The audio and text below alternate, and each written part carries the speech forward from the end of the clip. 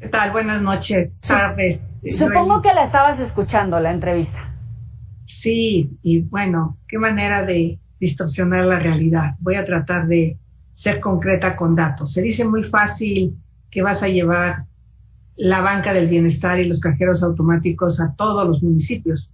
O sea, el tema fundamental es que esos cajeros se les tiene que ir a poner el efectivo. Alguien tiene que ir a poner el efectivo y pues muchas veces no se dimensiona que la dispersión en la que vive la población pues hace muy poco probable. Empezaron diciendo que iban a instalar 2,700 cajeros. Después esa meta bajó a 1,000 por parte del presidente. Y al corte que yo tengo se llevaban instalados 370. Entonces, qué bueno que diga que se van a instalar en los 2,700 municipios. No, pues no se van a poder instalar porque se hacen planes en el papel. Y por otro lado, hablando de las cifras de Coneval, a mí no me daría más gusto que realmente el combate a la pobreza hubiera funcionado para este gobierno. O sea, nadie puede en su sano juicio celebrar el fracaso de la política pública de este gobierno. Se van a cumplir 500 años de la caída de Tenochtitlan y seguramente vamos a ver muchas celebraciones, muchos perdones, culpando a los reyes de España, pero lo que México ha dejado de hacer por los pueblos indígenas es tremendo en los últimos años. Se iba avanzando. Te voy a dar un dato. El acceso a salud de la población, de un 16% que no tenía acceso a salud, subió a un 28%. Tú imagínate lo que ha significado para estas personas enfrentar la pandemia en soledad.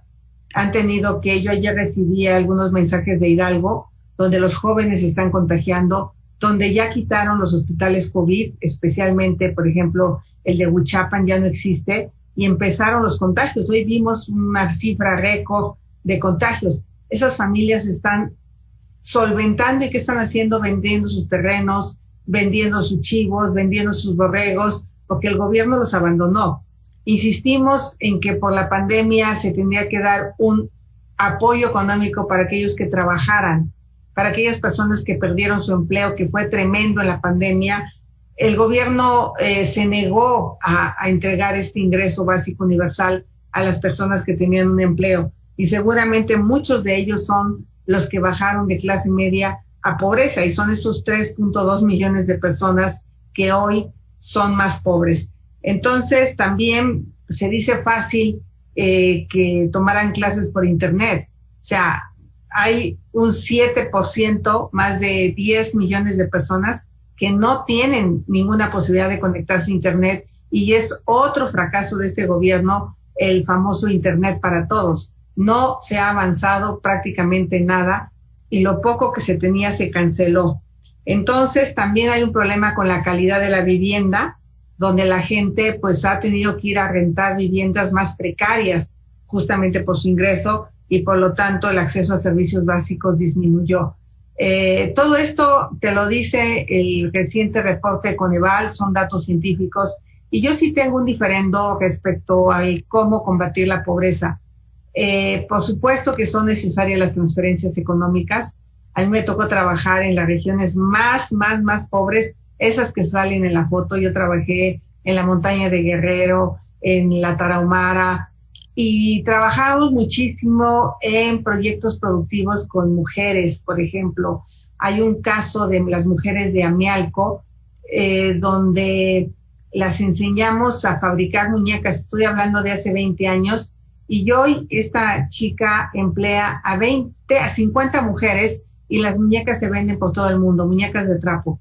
Y ese fue un programa de opciones productivas para mujeres, donde se les daba asistencia técnica, donde se les daba acompañamiento. Ese proyecto yo me lo encontré ahora que fui a Amialco, y es exitosísimo. Esos proyectos dejaron de existir con este gobierno. Tenemos una serie de proyectos de ecoturismo. Tú puedes ir a Chiapas y visitar el Chiflón, puedes ir a Frontera Corozal, puedes ir a las Guacamayas, puedes ir a los parques acuáticos de Ixmiquilpan, del Tepe, Tepate, y todos esos proyectos fueron apoyados durante la administración del presidente Fox, porque nosotros lo que buscábamos era incentivar la parte productiva, y creo que esa es la parte que este gobierno ha abandonado. ¿Cómo podrían ser perfectibles los programas sociales que ahorita llevan el apellido Bienestar, pero que están destinados a diferentes grupos, adolescentes, madres solteras, adultos mayores. ¿Cómo podemos perfeccionar tanto el trabajo, no solamente de los de ahora en el gobierno federal, sino los anteriores, como de los que tú estabas hablando? Mira, el programa de adultos mayores existe desde el sexenio de Fox. Y pues, lo que estás haciendo es apoyar al adulto mayor, pero ¿cuál es el problema que yo veo? Que al quitar el seguro popular, el adulto mayor se quedó sin el medicamento para la diabetes, se quedó sin el medicamento para la hipertensión. Entonces sí, efectivamente recibe 1,000 pesos más, pero desafortunadamente los ha tenido que gastar en medicamentos. O sea, porque hay un desabasto brutal de medicamentos en todo el país, y eso lo demuestra la propia encuesta. Tú habrás visto el exceso de mortalidad. El exceso de mortalidad te habla de cerca de 200,000 personas que no murieron de COVID, pero que fallecieron en exceso de lo que se tenía previsto. Muchos de ellos seguramente no tuvieron acceso a los servicios de salud. Entonces, ni de salud, ni de medicamentos, ni de vacunas del cuadro básico. Nada. Entonces, esa es una gran deuda de este gobierno. O sea, solo hablar de transferencias económicas no es suficiente para revertir la pobreza. Yo sí creo que hay un problema de diseño con el programa de jóvenes Construyendo el Futuro, porque antes la madre recibía los recursos de manera directa y la madre compraba comida, compraba zapatos. Difícilmente una mamá se va y se mete a la cantina a emborracharse y tomarse el dinero de la familia. El problema que tienen hoy muchos padres, y me lo han dicho, es que han perdido control de sus hijos porque ellos sienten que tienen dinero y están dejando de tener respeto por la autoridad de los padres, que eso es grave. Y por otro lado, no necesariamente, no digo que en todos los casos, se está utilizando para incentivar la parte productiva de los jóvenes. Donde funciona bien, donde hay un acompañamiento de una empresa, donde realmente el joven está siendo productivo, mis respetos. Pero ahí vimos muchísimos políticos metiendo listas de jóvenes que ni siquiera estaban adscritos a ninguna dependencia, y que eso, pues ojalá la función pública, ahora que compareció el secretario, pues yo se lo planteé para que dé cuentas de qué ha pasado con estas quejas donde hubo padrones inflados, porque además los padrones son muy claros. Entonces yo creo que son buenos los programas sociales en el sentido de la transferencia económica, pero no son suficientes. Desde esta perspectiva no vamos a combatir la pobreza. Claro. Tenemos que usar una buena cantidad de este dinero en infraestructura. Se eliminó el fondo de infraestructura hacia los pueblos indígenas, se eliminó.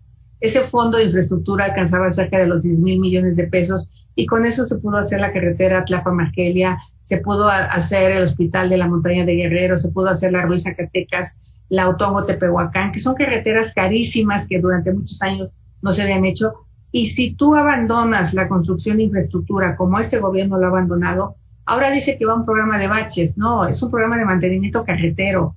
No es llegar a tapar los baches, hay que darle mantenimiento a los caminos rurales, porque se dejaron de tener recursos para ese tema, sí. Y te lo van a decir en las comunidades indígenas. Entonces, pues yo sí creo que es triste la noticia de 3 millones más de personas pobres, cuando la bandera de este gobierno fue primero los pobres, pero no para que fueran más pobres. Uno de los rubros más afectados, como bien apuntabas, es el sector salud, pero el otro es el rezago educativo. Casi que es un lujo con este incremento de la pobreza. ¿Cómo combatir el rezago educativo en medio de la recuperación económica, de la recuperación de la normalidad después de la pandemia de coronavirus? Mira, yo creo que desafortunadamente ya perdimos a una buena cantidad de jóvenes que abandonaron la escuela, la preparatoria sobre todo, la secundaria, y yo no sé si los vayamos a poder recuperar. El gobierno tiene que hacer toda una estrategia muy bien focalizada para que regresen a la escuela, y la deficiencia académica que habrán tenido los niños, o sea, yo te lo digo, o sea, ¿cuál clases a distancia? O sea, imposible, por lo menos para 3, 4 millones de mexicanos fue imposible tener clases a distancia, y yo creo que tiene que haber una estrategia muy, muy focalizada para que estos niños y jóvenes recuperen lo perdido durante este año y medio, y que ya van a ser 2 años, porque ya el semestre que viene con la tercera ola yo no veo que regresen, y yo creo que sí, no lo veo tan sencillo. Yo creo que sí vamos a tener una buena cantidad de jóvenes que habrán abandonado la escuela y no los recuperaremos. Al término del sexenio, ¿México, en términos de pobreza, estará peor de lo que estaba antes de empezar? ¿O de verdad esta bandera, como tú le decías, de primero los pobres, tendrá un buen resultado? Yo desearía que al término del sexenio hubiera el presidente rectificado el camino. O sea, porque cuando hablamos de 3.2 millones de personas, son personas que no pueden comer 3 veces al día. O sea, son personas o sea, tú imagínate una madre en este momento allá en su comunidad con 4 o 5 hijos que no tiene para darles de comer. Eso está pasando en este momento.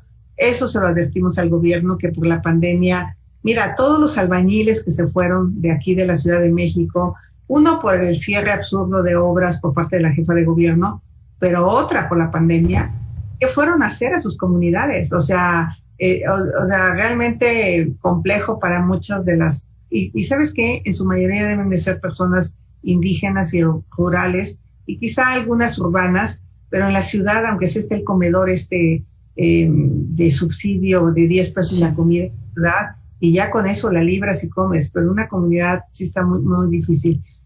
Yo haría votos para que el gobierno rectifique algunas estrategias que permitan mayor inversión, porque yo lo que veo es que se ha ahuyentado la inversión en el país, y esto a la larga, si la gente no viene a invertir, si no se generan empleos, el gobierno no va a tener impuestos. Y esto que tú le preguntabas al compañero, realmente sí puede tronar, porque pues te suben los padrones, pero no te sube el ingreso. Entonces ya nos comimos todos los guardaditos que teníamos, el fondo de estabilización, ya te comiste el fondo de enfermedades catastróficas, ya se comió todos los fideicomisos de educación, de cultura que se tenían en el país. Ya no tiene más fondos que comerse. Ya o generamos dinero, y no veo una estrategia económica para generar dinero, y por lo tanto sí podemos tener un boquete para el 2022